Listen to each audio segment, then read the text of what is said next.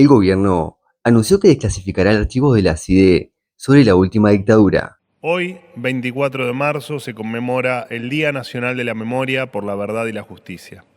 Como ustedes saben, el gobierno del presidente Milei tiene un compromiso inclaudicable con los derechos humanos. Y contar la historia completa es una tarea crucial en este camino.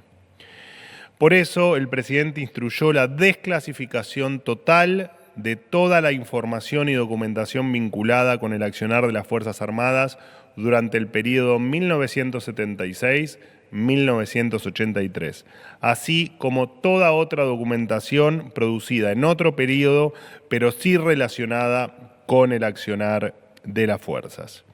Esta decisión responde al cumplimiento del Decreto 4 del año 2010, que, si bien se dictó hace ya 15 años, nunca fue implementado completamente. Esto implica el traspaso absoluto de estos archivos en manos de la CIDE, la Secretaría de Inteligencia del Estado, a la órbita del Archivo General de la Nación, organismo encargado de la conservación y consulta de documentos históricos. Durante décadas, los archivos en manos de la CIDE permanecieron en las sombras y solo los gobiernos de turno tuvieron acceso a esta información secreta.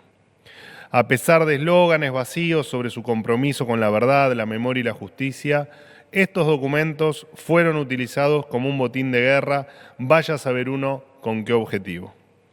De esta manera, y por decisión del presidente Milei, los archivos relacionados al accionar de la última dictadura militar pasarán a estar al servicio de la memoria y no de la manipulación política.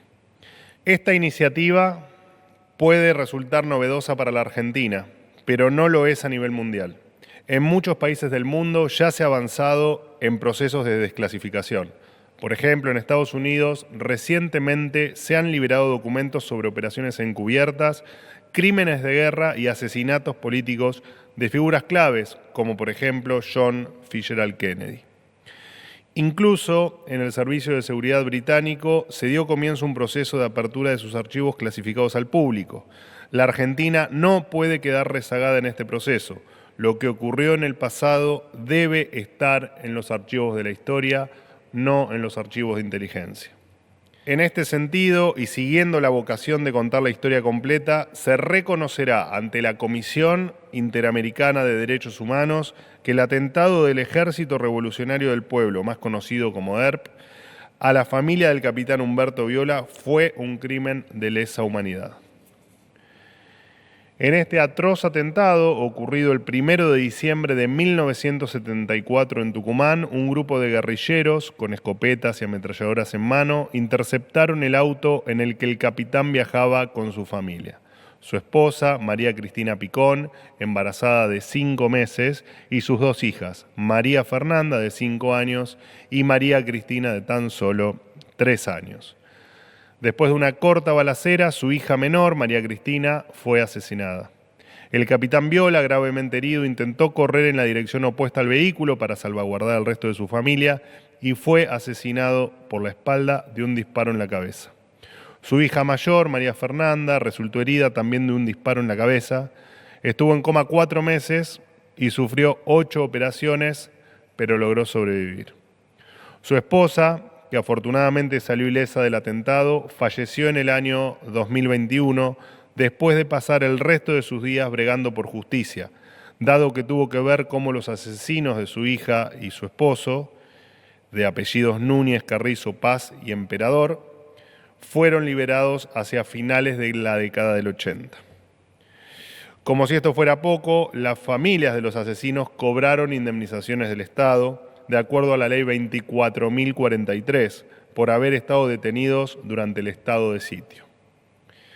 En el año 2008, la justicia argentina rechazó abrir la causa, alegando que este atentado no se trató de un delito de lesa humanidad. En 2016, la viuda del capitán Viola apeló ante la Comisión Interamericana de Derechos Humanos en búsqueda de justicia internacional.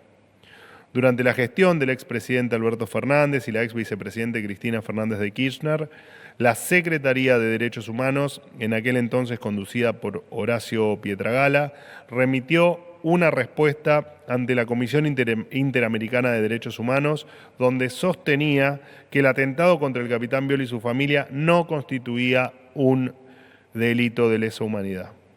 Bajo la presidencia de Javier Milei y habiéndose revisado los antecedentes del caso, se decidió entablar diálogo con la familia, llegando a un acuerdo histórico de solución amistosa, donde se revierte la mirada sesgada e ideologizada que sostuvieron gobiernos anteriores respecto a los trágicos sucesos de la década del 70.